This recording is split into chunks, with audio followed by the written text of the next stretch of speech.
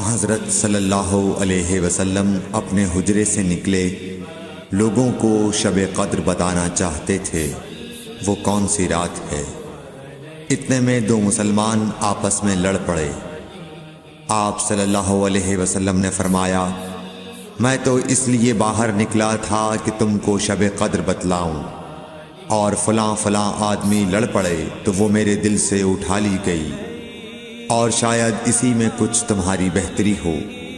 तो अब ऐसा करो कि शब कद्र को रमज़ान की 27वीं, 29वीं और 25वीं रात में ढूंढा करो।